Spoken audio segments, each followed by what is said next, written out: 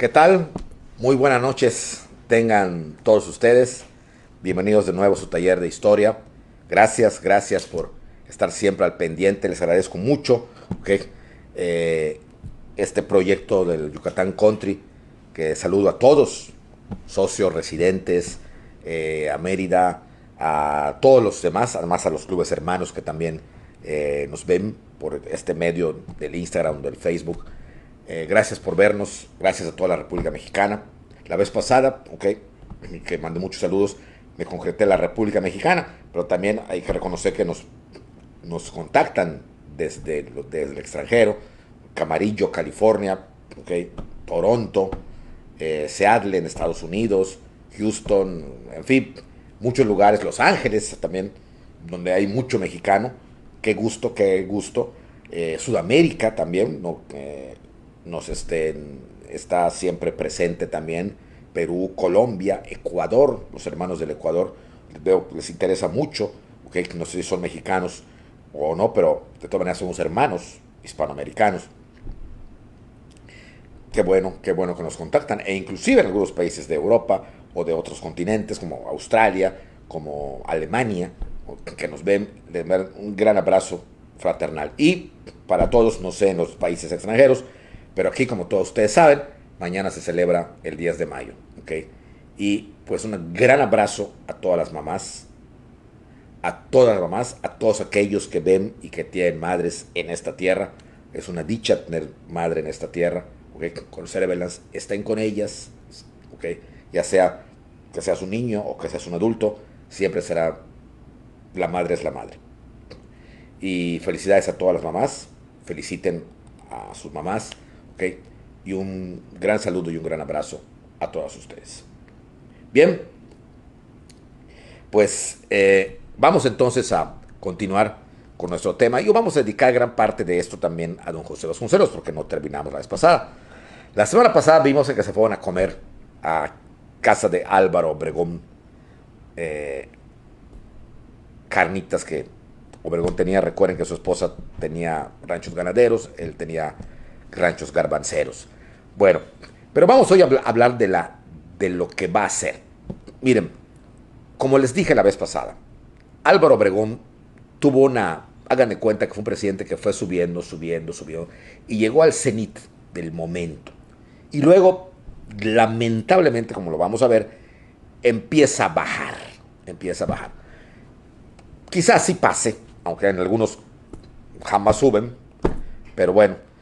Eh, una de las principales cosas que hicieron brillar este gobierno fue precisamente la obra vasconcelista. ¿Cuál es el mérito de Álvaro Obregón? A pesar de que la gente al que identificó fue a Vasconcelos, que lo apoyó. Dejó que se luciera en la Secretaría de Educación Pública. Obregón fue de esos presidentes que al menos no aparentó públicamente que tuviera envidia de sus secretarios y les permitió trabajar y lucirse en lo que tuvieran que lucirse. Es decir, no era él, sino tú a tu chamba y hazla. Y hazla bien. Y te voy a dejar.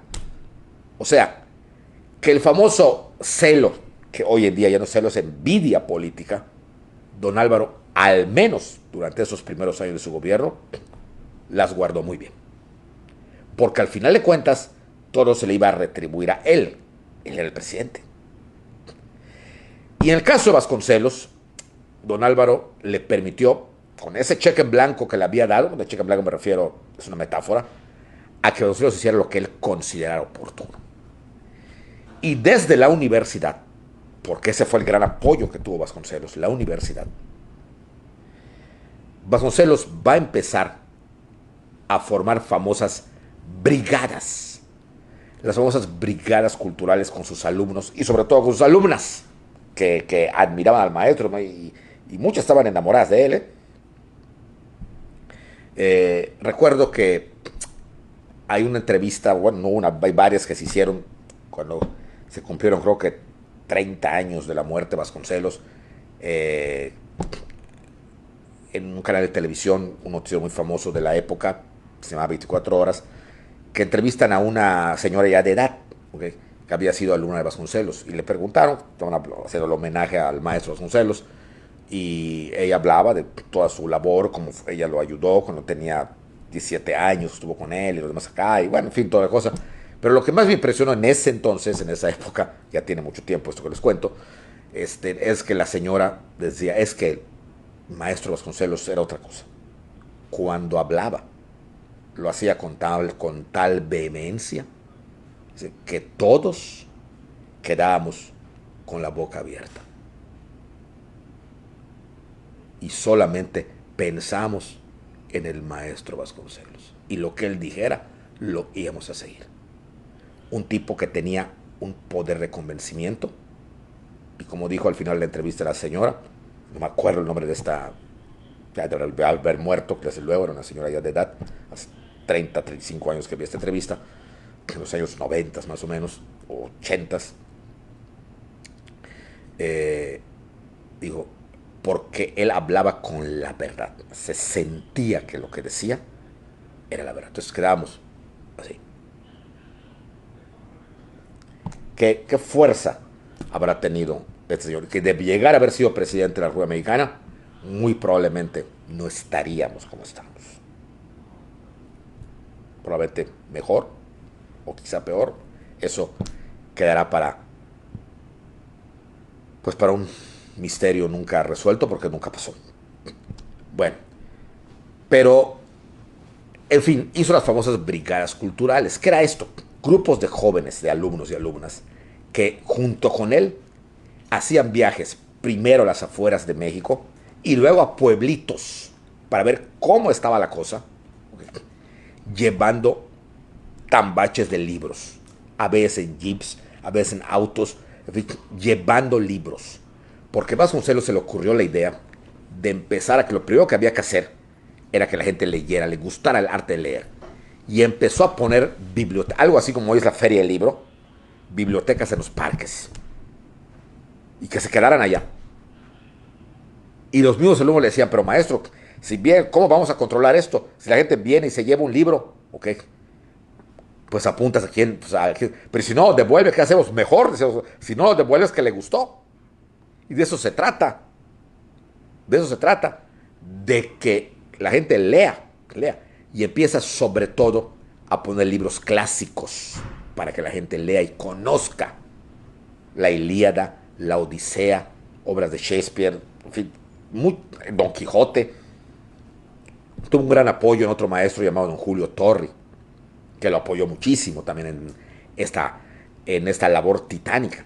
Entonces iban con los libros y llegaban a una escuelita semi derruida y hablaban con el maestro, que era prácticamente en esa época eran misioneros que estaban dando clase a algunos niños, 3 o 4. Aquí está el libro, pero es que no tenemos lugar de poner la biblioteca. Pues hay que armarlo, maestro, le decía Vasconcelos, aunque sea bajo un árbol. Pero esos libros tienen que estar aquí en la biblioteca. Y si no hay biblioteca, pues los libros la forman. Y vamos a reconstruir, maestro, vamos a poner. Y se ve que los alumnos no vienen. Y efectivamente, ese fue un problema. Que el pueblo Vasconcelos habla en sus obras. Él escribió una especie de memorias de 4 tomos. Ulises Criollo, La Tormenta, El Proconsulado. En donde dice todo esto que se fue dando cuenta. Y los niños no iban. Entonces, ¿cómo hacer que los niños vengan? ¿Por qué? Porque al papá ya se había acostumbrado a que el niño lo ayude en la milpa o en el campo. Ya no iban.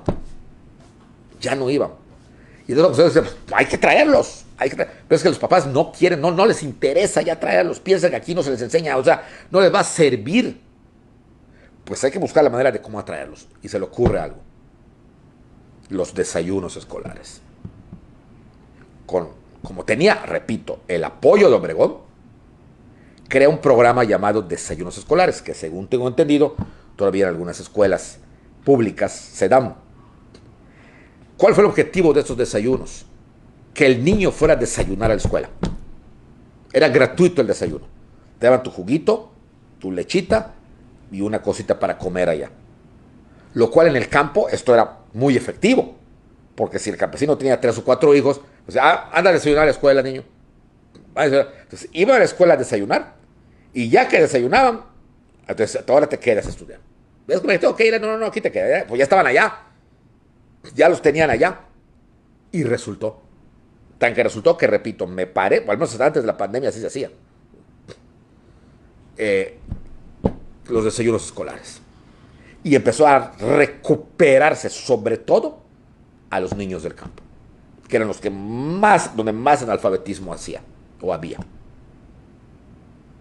Libros en los parques, libros en las afueras de las iglesias, libros en los campos.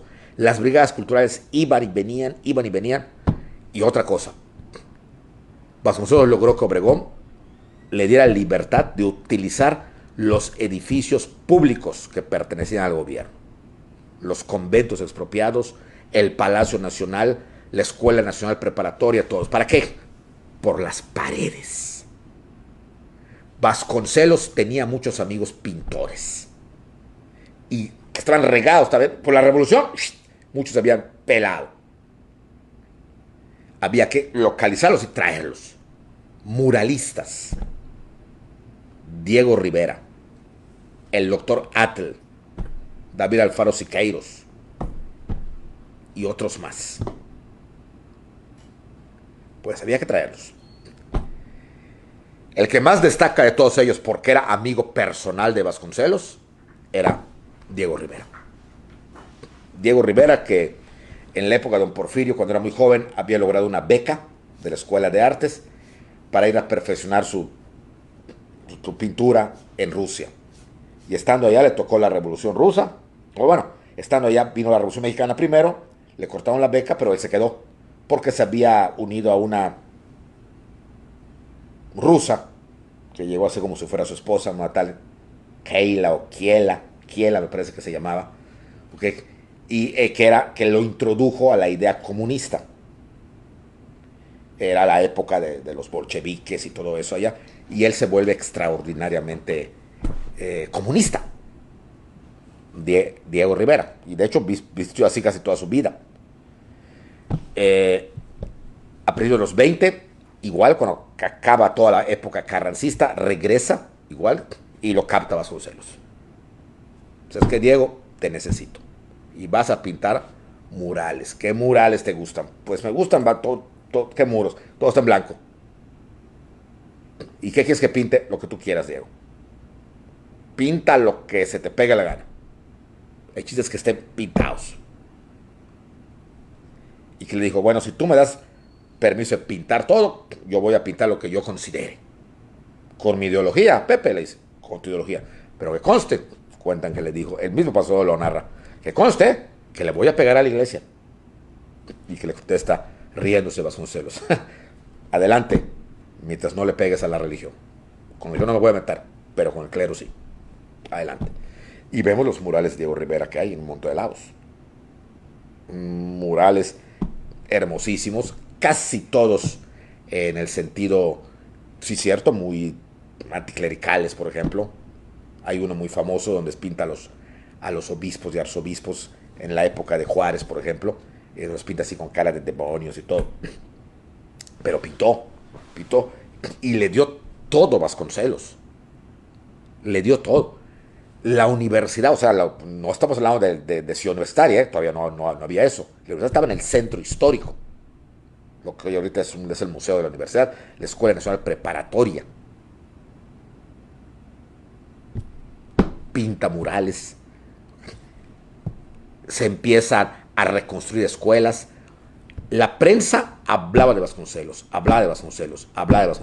Inclusive se dice que Plutarco Elías Calles, que era un tipo, no digamos envidioso, pero sí extraño, cuenta que le decía a Obregón, ¿no te molesta, Álvaro, que el nombre de José Vasconcelos suene más que el tuyo? Tú eres el presidente. Dijo, no. Que suene Vasconcelos, porque yo sabré en qué momento hago que deje de sonar. Además, al final de cuentas, la obra que él haga, me la voy a atribuir yo, por ser el presidente. Así que no me molesta, Plutarco, porque he aceptado de gobernación. ¿Bien? Si tú lo dices. Y Vasconcelos siguió. Y siguió, y siguió, y siguió, y siguió. Y durante todo el año del 21, del 22, del 23, casi todos los años que estuvo Álvaro Obregón, no, no casi, o sea, todos, Vasconcelos se lució.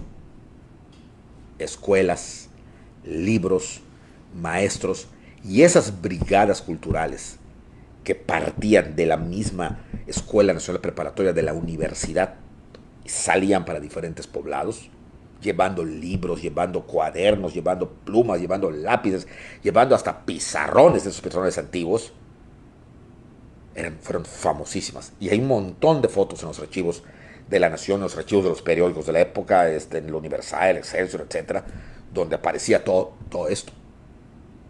Más su trabajo en la universidad.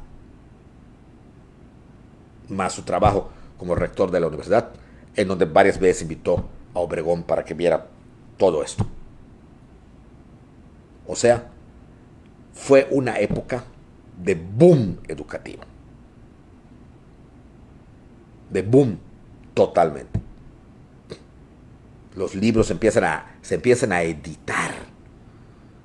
Los libros empiezan, él mismo revisaba en los rotativos los libros que se iban editando. Esta por la imagen es este va así, porque mucho había que traducirlos y quería que estuviera lo más fiel posible la traducción. Y la mayoría los regalaba, no los vendía. El chiste era que el pueblo leyera, que el niño aprendiera a leer con los clásicos. Se había acabado la época de que aprendieras a leer con el catecismo del padre Ripalda. Ahora que aprenderás a leer con los clásicos, con los libros. Era, por así decir, algo, quizá el precedente del libro de texto, pero sin ánimo de adoctrinar a nadie, simplemente de cultivar.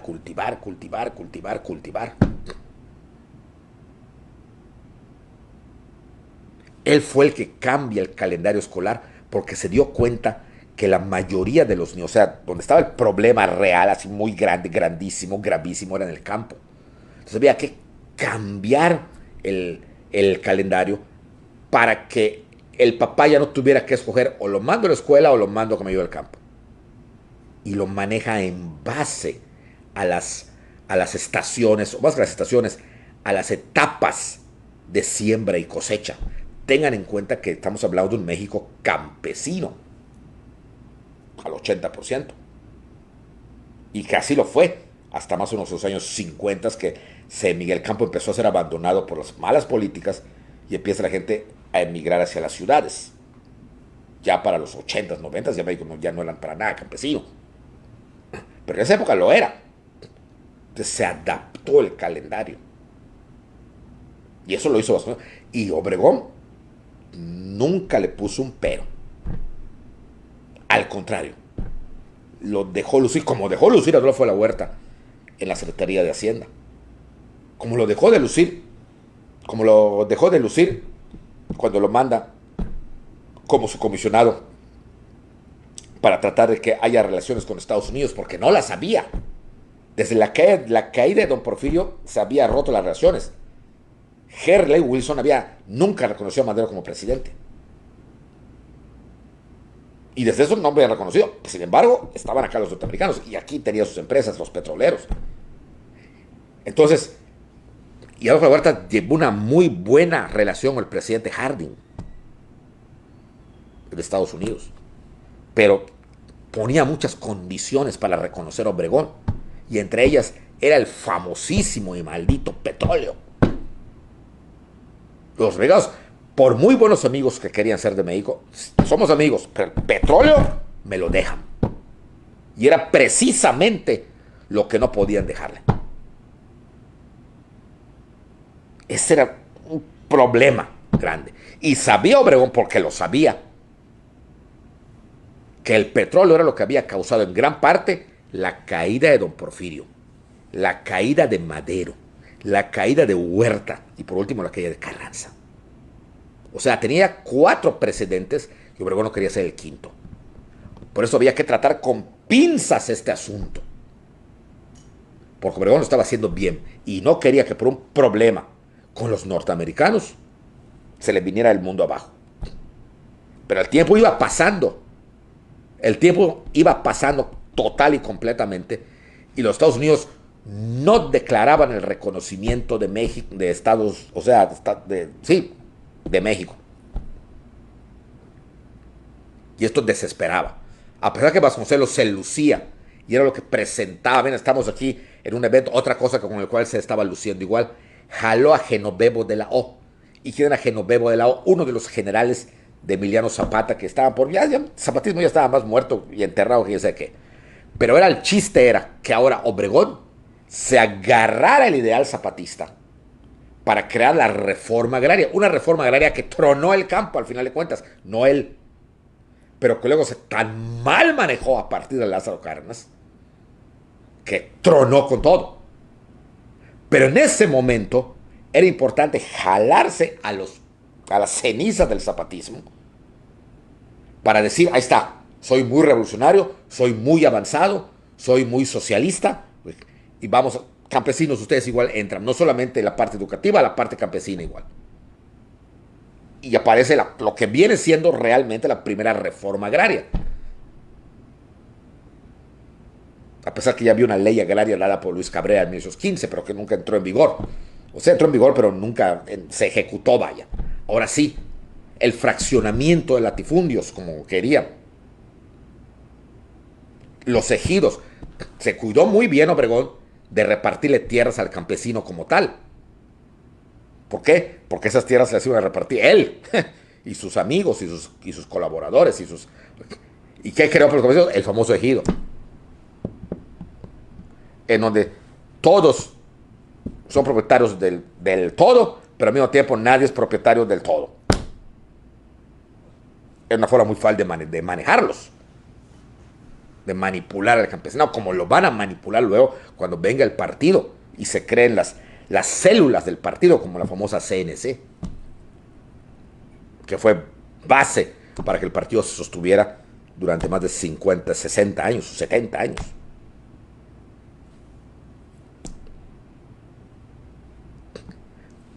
Pero al menos navegaba con esa bandera Álvaro Obregón. Y Vasconcelos seguía trabajando. Y era desde su gabinete. Todos lo estaban haciendo bastante bien. Todos. Pero había uno que era muy carismático y que era el que lucía, que era José Vasconcelos. Pero había otro que era anticarismático, que era Plutarco Elías Calles, que aquí va a empezar a funcionar o a entrar en acción Plutarco Elías Calles. Bien, así pasamos todo el año 21 con esto de las reformas educativas, las reformas universitarias, las reformas todo muy bien. El 22, o sea, hace 100 años igual. De hecho, para el 21, Álvaro Obregón tuvo una idea muy grande y que resultó muy bien. El centenario de la consumación de la independencia de México. A don Porfirio le había tocado el centenario del inicio de la consumación, de la lucha de independencia. Le tocó 1910, septiembre, meses antes de que estallara la revolución. Y don Porfirio, desde 10 años antes, desde 1900, hizo una convocatoria a todos los gobernadores, a todos los estados, para hacer eventos. Y cuando llegó 1910, fue una fiesta inmensísima donde todos los gobernadores habían hecho magnas obras, pero magnas obras en muchas ciudades. Teatros, por ejemplo, ¿qué será?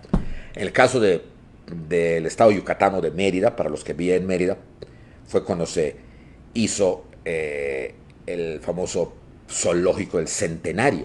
Por eso se le llama así, porque era centenario de la independencia. Se inauguró todo el complejo que está por el Centenario, lo que se llamaba antes el asilo Ayala, donde estaba, que era el manicomio, por así decir, antiguamente, ¿okay? El hospital Orán, que aún existe. Don Porfirio vino a inaugurarlo aquí a Mérida. Y así en diferentes lugares, en diferentes ciudades se hicieron grandes obras entre 1900 y 1910, porque era parte de la modernización y de los festejos del centenario que se empezaban a festejar 10 años antes. En la mayoría de las capitales se hicieron grandes teatros. En el caso de Mérida, por ejemplo, se hizo el Teatro José Peón Contreras. En el caso de Guadalajara, el Santos Degollado. En el caso de Guanajuato, el Teatro Juárez. Y así se empezó a construir el Teatro de Bellas Artes, que iba a ser el máximo. No lo terminó porque vino la Revolución.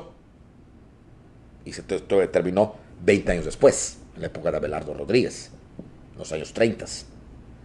Pero hubo unas, y sobre todo, para el mero día, hubo un desfile y unas fiestas que se dice que fueron, hasta hoy, inmejorables. Inmejorables. Se esperaba mucho para el 2010, cuando vino el bicentenario, de que se hicieran grandes cosas. La mera verdad, okay, creo que la mayoría de nosotros vivimos esos festejos que fueron una vacilada. Y Obregón quiso competir en festejos, claro que con mucho menos tiempo de preparación, porque Obregón subió en diciembre del 20 y esto ya venía en el 21, en septiembre, menos de un año. Pero al menos que la fecha fuera recordada con un magno desfile que, si no superara del Don Porfirio, porque evidentemente acaba de pasar una revolución, al menos se recordara. Y lo logró, porque es cuando salen a relucir los primeros grandes libros de autores, entre ellos los de Vasconcelos y otros más autores, José López Portillo y Rojas, Bulnes, que escribió El verdadero Díaz, y todos esos libros que se van a salir por el Bicentenario, y va a ser la última vez que formalmente se recuerde oficialmente a Iturbide. Y es en este momento cuando Obregón decide que dónde estaban enterrados los héroes de la independencia, cosa que no hizo Don Porfirio. ¿Dónde estaban? Y después de que precisamente un equipo vasconcelista lo averigua, la mayoría estaban enterrados, sus huesos, en una cripta llamada Cripta de los Héroes de la Independencia en la Catedral de México. Así como ahorita hay una cripta, que es la cripta de los obispos, que está en el subterráneo de la Catedral de México, así había una. Y Obregón, que ya estaba declarado el laicismo, decide sacar de las criptas de la catedral a todos los héroes que se encontraban ahí y llevarlos en un desfile impactante, que se vieran las urnas, a un lugar que él va a convertir en una especie de mini cementerio circular, la base del Ángel de la Independencia, que hoy en día es un osario, esa base. Don Porfirio no lo hizo con esa intención de hacerlo osario, pero Obregón lo va a adaptar, la parte de abajo, para meter allá los huesos de los héroes de la independencia. Y podemos ver las imágenes y podemos ver las fotos del desfile impresionante que se hizo para conmemorar el centenario de la consumación, donde trasladan a vista en un cristal los huesos.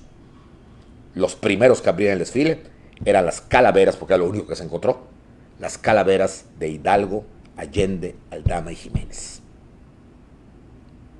Más atrás venía los restos de don Andrés Quintana Roo, doña Leona Vicario, los restos de Francisco Mina, los restos de Vicente Guerrero, los restos de, se decía que de Morelos, hoy sabemos que no eran de Morelos no está, nadie sabe dónde está, como comentamos en su debido momento en el tema que nos tocó hace ya algún tiempo, y fueron llevados hasta la columna de la Independencia, donde hasta hoy están ahí. 90 años después, como ustedes saben, fueron sacados estos restos precisamente para el bicentenario, para un análisis ya con las técnicas más modernas, carbono 14, prueba de flúor, y poder comprobar y verificar si eran ellos o no. Se verifica que eran de ellos menos el de Morelos, que eran los restos de aparentemente un perro, y los metieron allá. Seguramente, como se dijo en su momento, no se encontraron, pero Morelos es icónico. O sea, es un personaje importantísimo en la historia de la Guerra de Independencia. Entonces, al no encontrarlo, porque nadie sabe qué pasó con ellos, hasta hoy no se sabe dónde están, pues simplemente había que poner algo allá. Y si quien sea quien le encomendaron que lo pusiera, pusieron allá pues, unos huesos, porque aquí vamos a poner esto, guácala. Y en esa época pues era difícil poder distinguirlos. Y ahí estuvieron, hasta lo sacaron, y dije, pues no está. Pero los demás sí están. Los demás están. Entonces, todo esto hizo que el gobierno de Obregón tuviera verdaderamente un impacto grande, aprobado por la mayoría de los ciudadanos, aprobado inclusive por las clases que de por sí habían estado contra la revolución o contra el desastre de la revolución. Obregón no era un Emiliano Zapata o un Pancho Villa, era un hombre empresarial, un hombre de empresa, dueño de la Quinta Chilla en Guatabampo, una hacienda garbancera muy próspera. Los que lo rodeaban no eran gente venida del pueblo, no. Eran gente que utilizando el léxico socialista, eran burgueses, por así decir. Serrano, Calles, Vasconcelos, o sea, no eran así súper ricos como los porfiristas, pero no eran gente que venía de abajo. Entonces, la gente estaba tranquila. Y por lo tanto, aprobaban el gobierno de Álvaro Obregón. Sobre todo por las obras que estaba haciendo. Era una obra de reconstrucción. Desde la época de don Porfirio, que empezó a reconstruir México después de toda la bola de guerras que le habían precedido, lo mismo hizo don Álvaro. Para él la revolución ya estaba liquidada. Había que reconstruir. Pero había un problema. Ese problema que no ha dejado dormir a muchos presidentes. Los Estados Unidos. Y más especialmente, los petroleros. La cerca petrolera seguía ahí, como signo de ignominia, como signo de que, en un lenguaje mudo, diciendo, no confío en ti, no la puedo quitar porque no confío. Aparentemente hay paz, pero no confío. Y los petroleros no quitaban la cerca. Y lo mismo que le pasaba a Adolfo de la Huerta en Washington, en la Casa Blanca, era lo mismo que decían aquí los dueños de las grandes petroleras, la Shell, la Standard Oil, la Azteca Petroleum Company y todas esas. Mientras tú no quites el artículo 27 constitucional, no quitamos la cerca. O sea, era toma y daca. Quita y quito. Pero no quito y luego tú quitas. No, primero tú quitas y luego yo quito. Y esto era lo duro. Porque en ese momento el artículo 27 constitucional era símbolo de nacionalidad, de nacionalismo, de reivindicación de la patria. No era lo mismo hoy. Obregón bien sabía que en el 23 había que empezar a manejar la elección, pero si los Estados Unidos no lo habían reconocido, o sea, esto se iba a poner color de hormiga. Y había que pactar, para eso había mandado a Adolfo de la Huerta ahí. Pero con todas las buenas relaciones que tenía Adolfo de la Huerta, y que lo había hecho bien en todo sentido como presidente interino, no estaba funcionando. No estaba funcionando. Ese era un problema. Y así llegamos al año de 1900, finales del 22, principios del 23. Era lo que preocupaba a Obregón. Buscaba la manera de llegar a un acuerdo, primero político, con Harding, el presidente, y luego económico, empresarial, como quieran decirle, con los petroleros norteamericanos. Eso era lo que se pretendía. Eso. Pero pasa algo. Algo que se salió hasta cierto punto de control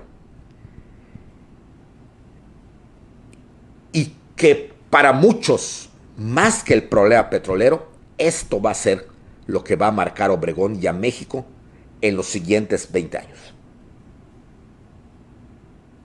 ¿Y qué pasó? Algo que no tenía por qué pasar. Y aquí viene la historia.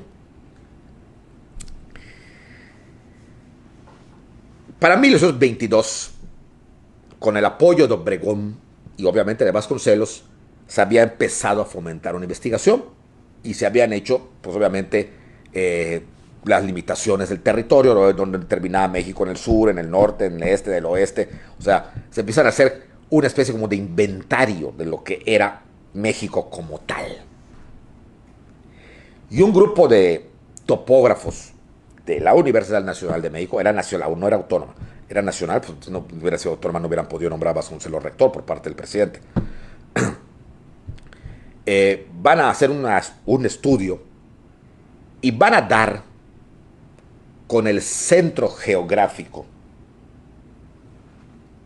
o sea, lo que está en el centro, el ombligo, lo que se llama el ombligo de México. En Yucatán le dicen el tuch de México. Y van a poder determinar con cálculos matemáticos que ahí es el centro geográfico del país. Te paras ahí, como la pintura esa o el dibujo, más que pintura, dibujo ese de Leonardo da Vinci, que un tipo así, y que hay un círculo, algo así. Y en ese lugar que te paras, se supone que es el centro geográfico que está exactamente a la mitad entre norte y sur y entre este y oeste. Y parece que así es. Hasta hoy se dice que es el centro geográfico.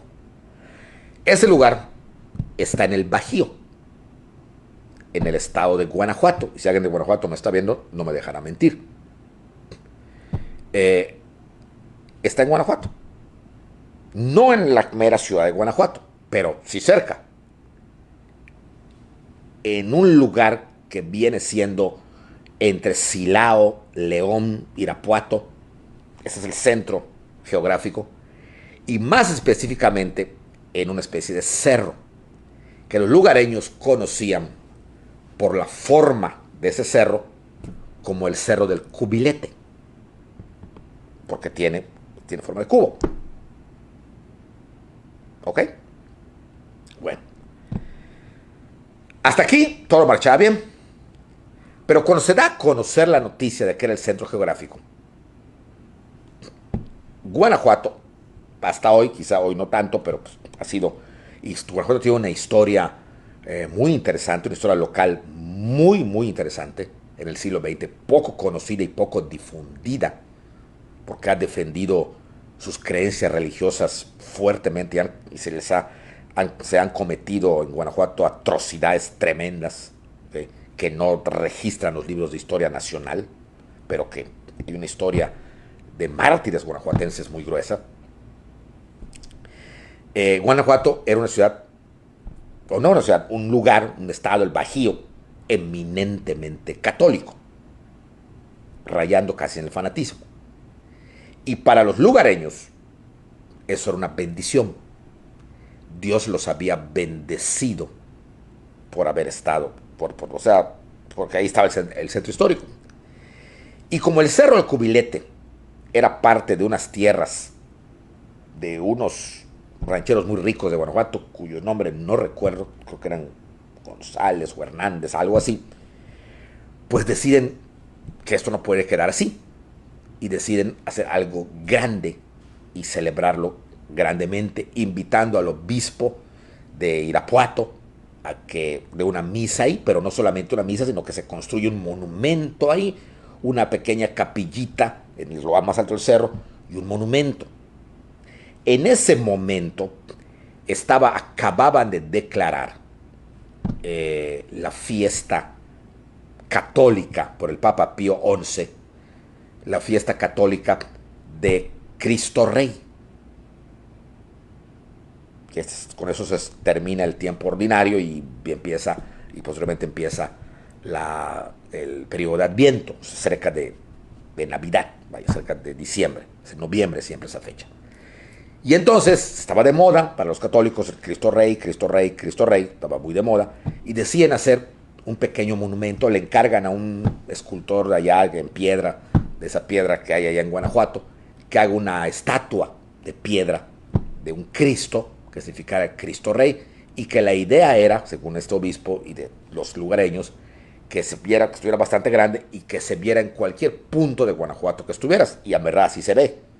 Si ustedes llegan a Guanajuato, sea por carretera o inclusive si llegan en avión, van a llegar al aeropuerto del Bajío, que me parece que es Silao, para trasladarse a Guanajuato y agarrar carretera, ¿okay?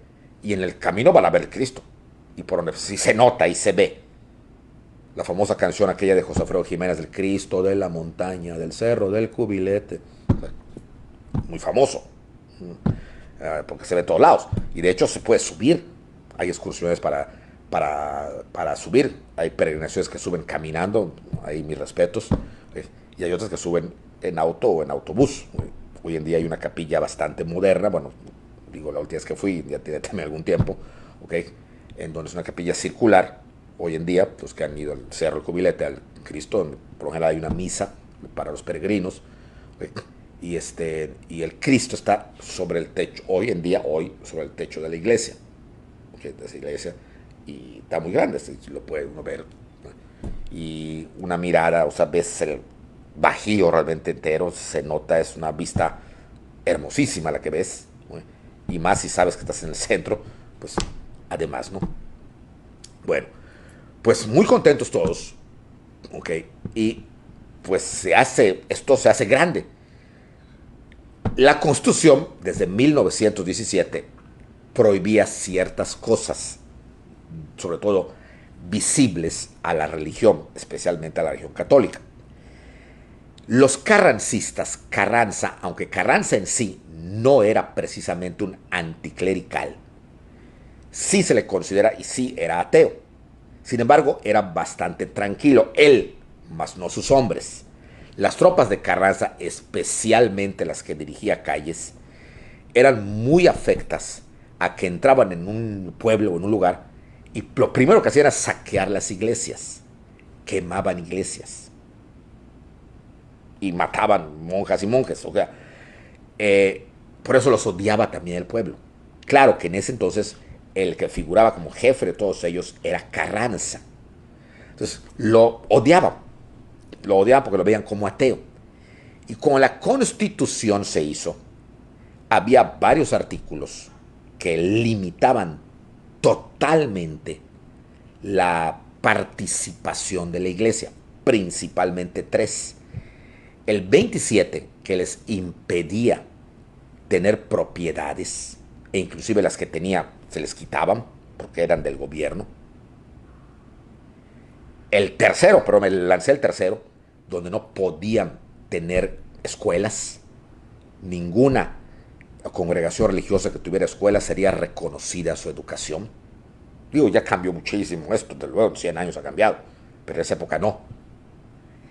Y el 130, que era el más grueso, donde de plano era un artículo dedicado a la religión y especialmente estaba, pero dirigido a la católica, donde se impedía a los sacerdotes y a las monjas salir vestidos de sacerdote fuera del templo. Se impedía hacer procesiones o actos de culto público, todo tenía que ser en el templo. Se decía que serían considerados como profesionistas y por lo tanto tenían que registrarse. Tenían que entregar todo tipo de llaves a las autoridades civiles.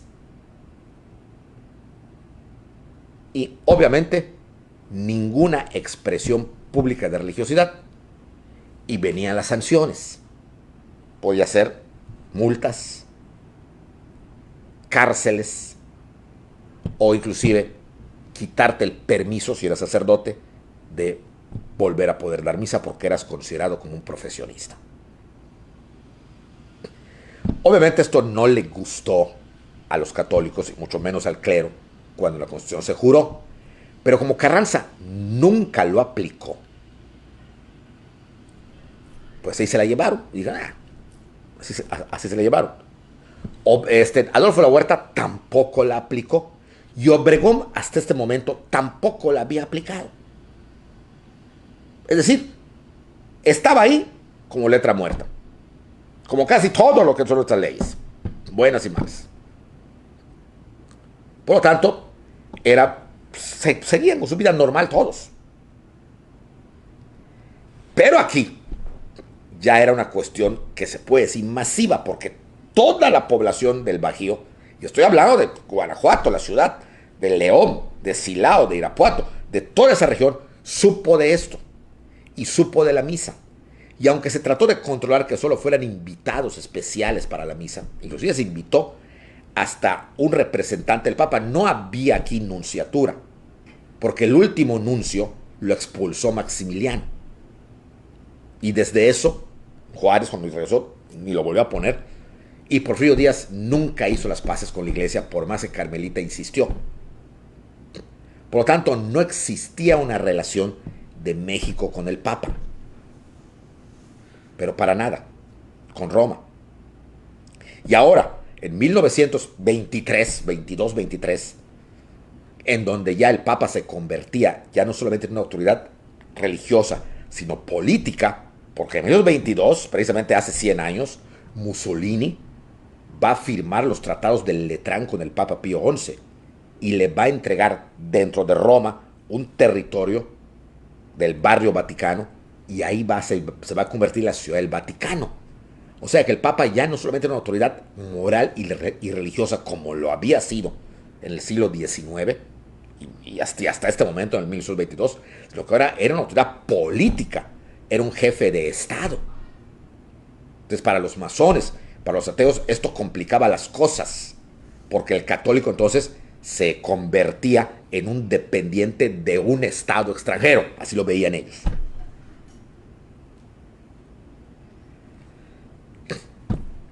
El hecho es que se hace una gran inauguración ahí, en donde inclusive están sacerdotes españoles, está inclusive el representante del Papa,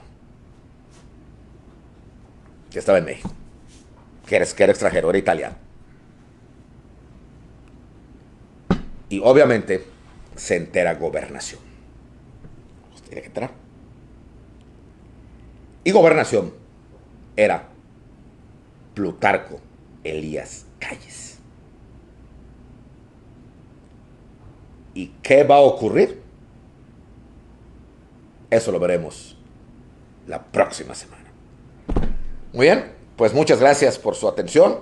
Y de nuevo, felicidades a todas las mamás, todas las abuelitas. ¿Okay? Un gran abrazo fraternal, que la pasen muy bien rodeadas de sus hijos y nietos. ¿Okay? Y también, pues si hay bisabuelitas también, todas ustedes. Y nos vemos la próxima semana. ¿Okay? También aprovecho para felicitar también, porque pues ya el lunes que viene ya estamos hablando de que ya pasó el Día del Maestro. Felicito también a todos los maestros por el 15 de mayo, que va a ser el domingo. ¿Okay? Felicidades, maestros, y ojalá que esto les sirva para abundar en sus clases de historia y decir la verdad, que es lo que realmente vale en este mundo. Felicidades a todos y muy buenas noches.